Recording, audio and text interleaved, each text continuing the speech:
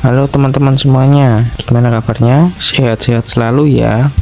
Sudah lama ya, sudah tidak bertegur sapa. Siapa nih yang kangen dengan channel ini untuk upload video lagi? Nah, kali ini aku akan memberikan sebuah alur cerita film yang berasal dari negara Korea Selatan yang berjudul Villagers tahun 2018 yang menceritakan tentang dunia hitam, dunia politik, dan kekerasan. Tak usah berlama-lama, langsung saja ke ceritanya. Di awal cerita terlihat ada seorang wanita yang bernama Soyun yang sedang berjalan sendirian di sebuah jembatan dan dia tampak letih, lesu, dan lemas dan ada beberapa luka di sekujur bodinya. Tak beberapa lama kemudian tampak sebuah mobil dari kejauhan akan mendekat ke Soyun, mungkin akan menjemputnya. Namun entahlah, Shin berpindah ke warung makan skena. Di situ sudah ada beberapa orang yang mengobrol tentang pertandingan tinju kemarin hari. Ada salah satu juri yang akan mempromosikan murid dari pelatih yang ada di depannya. Namun tak berlangsung lama, tibalah seorang pria bertubuh besar yang bernama Yuki. Ini dia orangnya. Juri pun bertanya, "Ada perlu apa kamu ke sini?" Yuki yang sudah tampak kesal, tampak angry, dan sudah mendidih pun menaruh piala itu dan mengutarakan kekecewaannya akan kekalahan muridnya. Muridnya sampai tidak mau ikut latihan lagi gara-gara kekecewaannya dengan hasil pertandingan. Si juri pun tampak membela diri dan si pelatih yang tadi juga ikut membela diri. Yuki pun tampak marah karena dia tahu kalau si pelatih menyuap uang ke juri tinju. Amarah pun tak terbendung lagi. Dorong-dorongan pun terjadi. Opo ke he? Opo ke? Kaina he? Opo?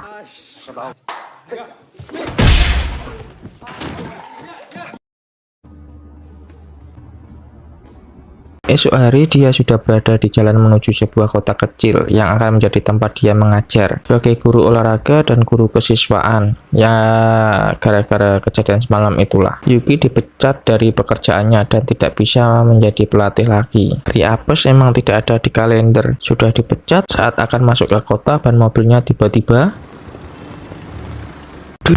ya, ban mobilnya bocor. Akhirnya dia pun menelpon mobil derek. Selagi menunggu mobil derek tiba, Yuki melihat sebuah papan informasi. Di situ ada sebuah poster orang hilang yang bernama Soyun, wanita yang ada di awal scene tadi. Saat sudah berada di bengkel, Yuki melihat ada beberapa anak SMA seperti berkelahi sebagai calon guru yang ingin dicintai muridnya. Akhirnya Yuki mendekati dan melerainya. Niat hati ingin melerai, malah Yuki yang terkena semprot balik oleh manusia terkuat di bumi, yaitu wanita-wanita ini. Nah, ini kenalin, namanya Yojin, ya, yang menempel poster orang hilang tadi. Ternyata orang yang hilang itu adalah bestinya. Shin berlanjut ke Yojin yang berkunjung ke rumah nenek Soyun yang ada di pinggiran kota Korea Selatan untuk mengantarkan obat dan mengabarkan bahwa Yojin sudah melaporkan ke polisi agar si nenek sedikit merasa lebih tenang. Yojin pun mulai masuk ke kamar Soyun. Dia pun mulai mengingat kenangannya bersama Soyun sebelum dia dinyatakan hilang.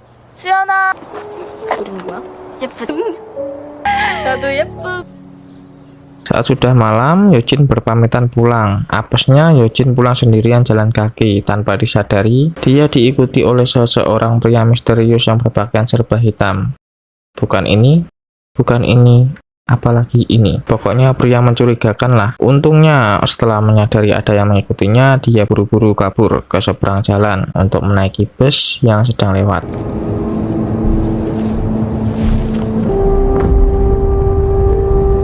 Di scene selanjutnya, Yuki sudah berada di sekolahan dia mengajar. Dia dijelaskan untuk tugasnya, yaitu sebagai guru kesiswaan atau bisa disebut menagih uang SPP ke murid, dan sebagai guru olahraga. Nggak di Korea, nggak di Indonesia, sama aja ya. Kerja bagian apa, tapi job desk-nya apa, seabrek. Pasti kalian juga ada yang senasib ya. Lanjut, dia pun memperkenalkan diri ke teman sekantornya. Dia pun duduk, teman sebelahnya agak pendiam dan mencurigakan seperti kata orang Jawa, meneng-meneng nyelentem. Yuki pun beranjak dari tempat duduknya dan mulai bekerja. Dia mengikuti saran dari rekannya bahwa lebih gampang menagih uang di kantin karena semua murid berkumpul. Saat sudah di sana, dia tampak kebingungan karena rame pol. Dia pun mulai mencari satu persatu murid dan menagih uang SPP, namun tidak ada yang berhasil. Saat melihat sekeliling, dia melihat Yojin keluar kantin dan mengikutinya. Ketika sudah bertemu, dia menagih Yojin segera membayar dan menanyakan Soyun ada di mana. Apa kabur dari rumah? Yojin pun marah marah, temannya dikatain kabur dari rumah padahal dia diculik oleh seseorang. Yojin pun dipanggil oleh guru BK karena menempelkan poster orang hilang di mading sekolahan. Dia pun dimarahi habis-habisan karena bisa merusak citra dari sekolahan. Di tempat yang berbeda, Yuki akan pergi ke toilet, namun tiba-tiba ya dia melihat teman sebelah mejanya keluar dari toilet wanita. Tak berlangsung lama, Yuki keluar ke sekolah untuk berpatroli mencari murid yang bolos pelajaran. Tanpa disadari, Yuki saat bermain dingdong tangkap boneka, dia dilihat oleh Yojin loh. Betapa malunya dia kalau tahu.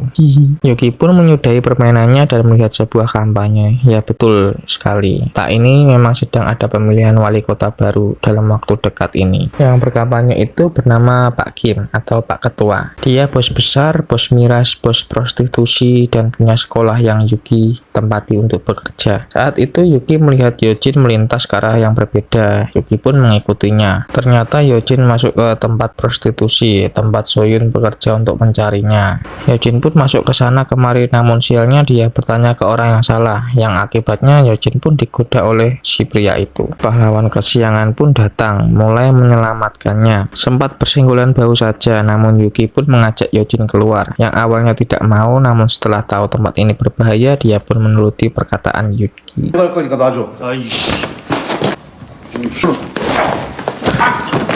Saat berada di luar, dia bertemu dengan seorang pegawai di sana. Dia pun mulai menanyakan tentang Soyun, namun hasilnya nihil, dan dia disarankan bertanya ke madamnya saja, atau istilahnya mucikarinya. Saat mengantar pulang, Yojin ingin sekali tahu informasi tentang temannya, namun tanggapan Yuki kurang mengenakan bagi Yojin, padahal Yuki bermaksud menenangkan. Terjadilah cekcok dan Yojin pun berkata, "Turunin gue sekarang juga. Cepat turunin gue sekarang juga." Setelah berhenti, Yojin pun berkata demikian. "Kamu tega ya nurunin aku di sini? Bercanda ya guys, itu karanganku aja kok."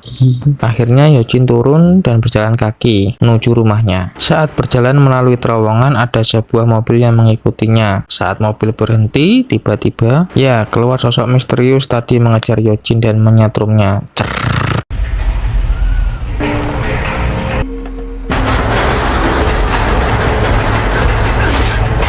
Saat di tengah jalan, HP Yojin ternyata ketinggalan di mobil Yuki. Yuki yang sadar HP-nya ketinggalan, akhirnya kembali menemui Yojin untuk dikembalikan. Namun tak disangka-sangka dia melihat Yojin akan dibawa oleh seseorang itu. Akhirnya dia kabur untuk menyelamatkan diri. Untung saja HP-mu ketinggalan di mobil. Coba aja kalau tidak. Tamatlah riwayatmu nak. Tamatlah film ini nak. Lanjut. Akhirnya Yojin dibawa ke rumah sakit dengan dibantu oleh polisi untuk menangani kejadian ini. Mungkin kasus Soyun juga seperti itu. Mungkin. Yuki pun memberitahu temannya untuk menyelidiki kasus ini, namun teman polisinya bilang semenjak ada pemilu semua polisi bungkam dengan kasus ini guys. Akhirnya Yuki pun langsung terketuk hatinya untuk membantu Yojin dengan membuatkan surat persetujuan dari keluarga untuk pencarian Soyun dan memberikan ke kantor polisi. Shin berlanjut ke area sekolah Yuki, tampak dimarahi oleh staf guru yang lain karena terlalu ikut campur dengan masalah ini. Akhirnya Yuki pun bicara empat mata dengan Yojin, tapi Yojin tampak tidak suka dengan Yuki karena dia belum tahu dengan kinerja polisi di sini yang menutupi kasus Soyun. Akhirnya Yojin pergi dan meninggalkan Yuki. Di sini yang lain, teman polisi Yuki dimarahi habis-habisan oleh atasannya karena ada kasus baru yang masuk, tapi itu menyangkut dengan citra Pak Kim atau calon wali kota. Atasannya meminta agar kasus itu dibuang jauh-jauh saja daripada nanti merusak karirmu di sini. Shin berpindah ke area sekolah lagi. Saat Yuki lagi keliling melihat di salah satu jendela kamar mandi ada yang merokok. Akhirnya dia menuju ke toilet wanita dan menyuruh mereka semua untuk keluar. Saat mencari rokok yang disembunyikan, tiba-tiba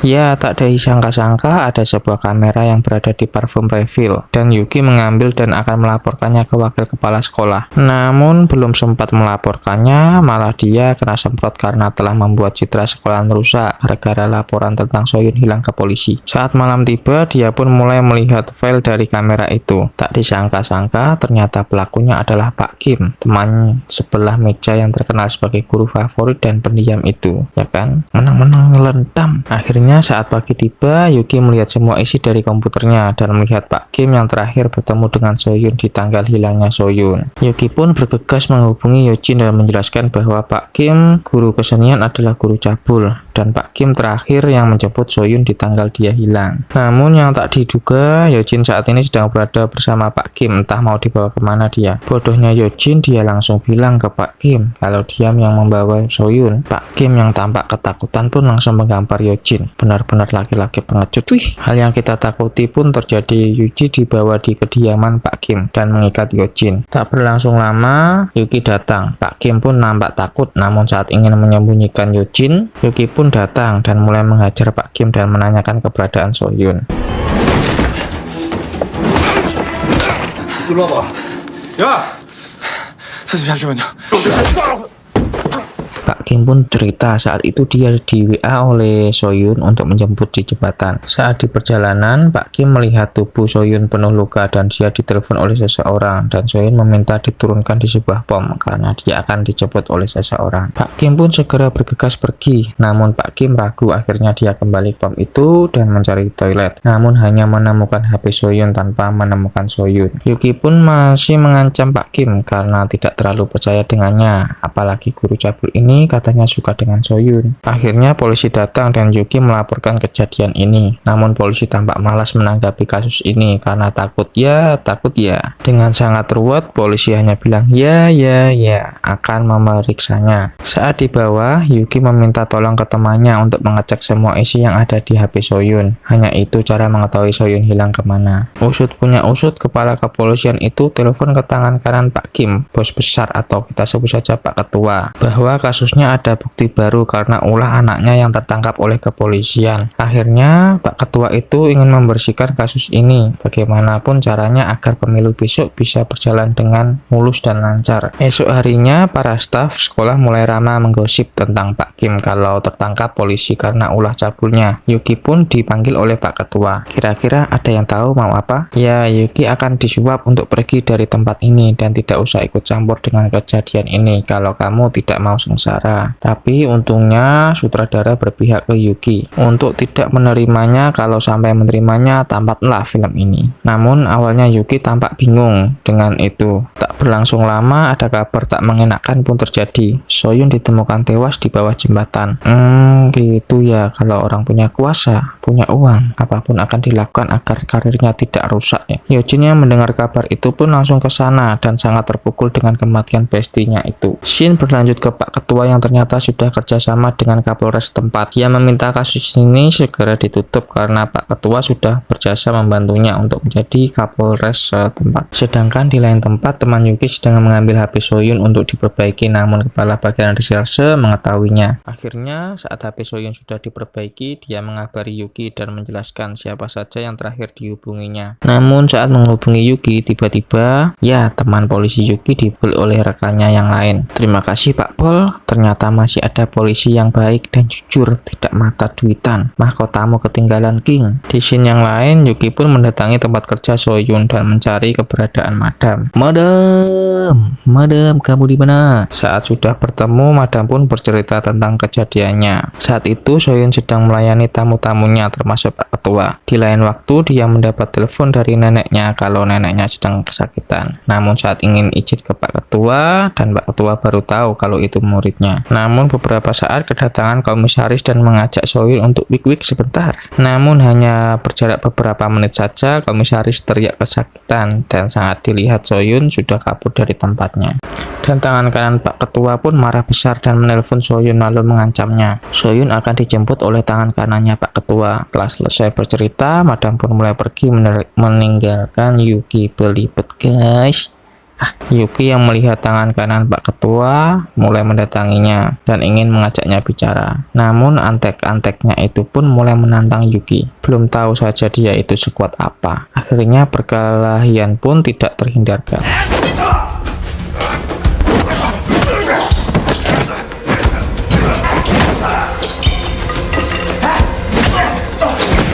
Yuki yang merasa kesal pun mengeluarkan jurus One Punch Man-nya. Blem. tamat? Enggak, belum tamat ini. Lanjut. Saat antek-anteknya sudah terpojok, akhirnya dia bercerita mengenai siapa yang membunuh Soyun. Saat itu dia menyusul di pom bensin, lalu dia memasuki toilet dan mendobraknya karena terdengar suara di dalam toilet. Namun siapa sangka ternyata anak Pak Ketua lah yang berbuat dan menemukan Soyun sudah dengan keadaan sekarat karena disiksa oleh Pak Kim, anak dari Pak Ketua. Anteknya itu pun langsung memberitahu Pak Ketua bahwa kalau anaknya berbuat di luar batas. Akhirnya scene berpindah ke Yuki yang sedang dikabari oleh teman polisinya kalau Pak Kim sudah tidak ditahan di kantor polisi, dan Yuki pun mulai mencari di rumah Pak Kim namun tidak menemukan Yojin berada. Tak disangka Yojin sudah berada di dalam ruangan khusus Pak Kim, dan di sana dia menjelaskan bahwa dia membunuh Soyun tidak seperti ayahnya. Pak Ketua saat sudah di sana, Pak Ketua mulai memukul dan memarahi anaknya itu. Namun terdengar suara Soyun yang meminta tolong untuk diselamatkan. Pak Ketua yang tidak mempunyai peri kemanusiaan dan keadilan pun mulai mencekik hingga meninggal karena takut Soyun akan membocorkan semuanya kepada publik. Namun tiba-tiba datanglah Pak Ketua dan langsung membogem anaknya karena ulahnya membuat semua menjadi kacau. Namun saat itu dia mendengar suara dalam lemari saat akan membukanya. Untung saja dia mendapat telepon dan meninggalkan tempat itu untuk pergi ke tempat perhitungan suara. Saat itu juga Yojin keluar dan mulai melawan Pak Kim, namun keberuntungan belum berpihak pada Yojin. Dia terjebak dan bersembunyi di bawah meja.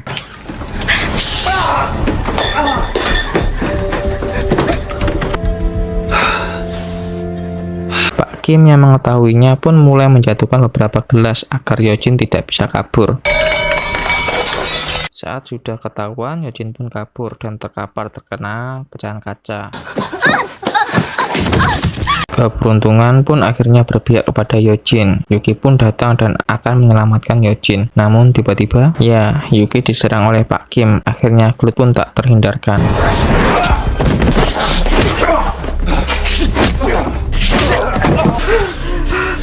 Padahal sudah diberi kesempatan untuk hidup, tapi disia-siakan. Akhirnya dia pun gelut lagi dan Yuki memberikan jurus mematikannya, One Punch Man.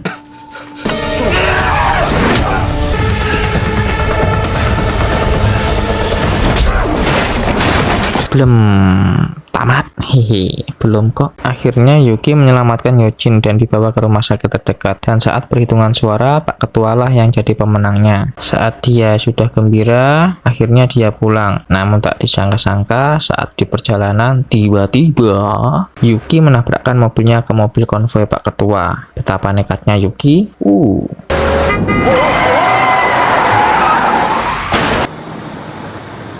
Pak Ketua yang ketakutan pun terlihat pasrah dan polisi pun berdatangan dan menangkap Pak Ketua. Pak Ketua pun tidak jadi menjadi wali kota setempat. Inilah baru laki-laki sejati Ki Yuki, dan film pun tamat. Ya, tamat beneran kali ini guys. Dari film ini pun kita jadi tahu dunia politik itu bisa menghalalkan dengan berbagai cara. Maka kita sebagai masyarakat harus bisa memilah siapa yang akan menjadi pemimpin selanjutnya. Apalagi sekarang sudah mendekati film pemilu ya. Film pemilu.